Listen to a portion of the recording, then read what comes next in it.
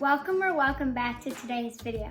I'm Adriana and you're watching a little bit of this and that. Today's video, I'm going to be talking about the church of my height. So let's get right into today's video.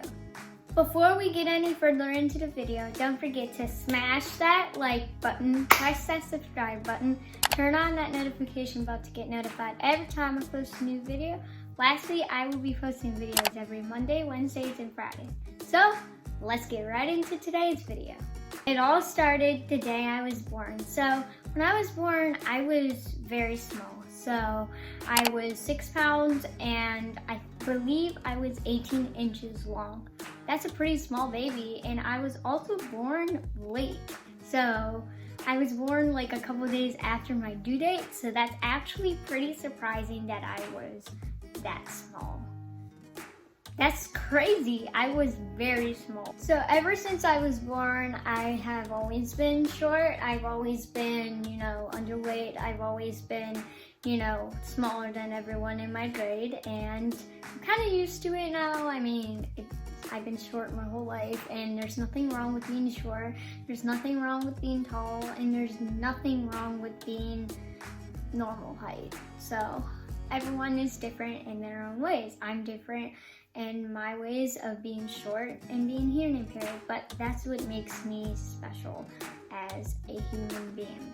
I just want to say this, that everyone is special, but they're special in their own ways. So, yeah. As a baby, I remember, well, I don't remember, but from what my parents have said, they said that when I was really young, I went to an endocrinologist, which is basically a doctor who figures out why that person is. So that maybe that person's very short or very tall. They figure out the mysteries. Is it because of genes or what is it, basically? So they figured that out. So as a baby, they didn't know why I was small. So what they wanted to do, I believe, was an MRI. So I think I was really young. I'm not sure to be exact how old I was, but I remember taking, well, no, I don't remember that at all, but basically I was put under anesthesia and an MRI. I think they were doing my brain because at the time I also was hearing impaired, so they were trying to figure out if maybe the brain had something to do with maybe how I decided to grow. So they did an MRI for 2 reasons, because of my height, weight, and my hearing loss. So they were trying to figure that out. So that's why I had an MRI. I remember I used to have to take medicine. I forgot what exactly it's called, but if I remember, or if my mom remembers, I will put it down here. So basically I took that medicine, and it's basically medicine that's supposed to trick your body into eating. Well, I took it and it didn't work at all. My parents said it did not work whatsoever. I was eating the same, so yeah, so medicine didn't work, and at the time, I remember from what my mom and dad had said, I was supposed to take growth hormone when I was younger, but my parents didn't want to risk it because it was new back. Well, it wasn't necessarily new, but not everyone took it at the time if they were small, trying to get taller. But my parents said no to it. Fast forward to a couple years, well, more than a couple years, like a decade later, I was 12 and I went to an endocrinologist. I think when I was 11 or 12 years old, I honestly don't remember, but it was within the last 2-3 years. And that endocrinologist also said growth hormone, so we went for it, and I took growth hormone for around a year. So that was last year actually, so I stopped taking it last year.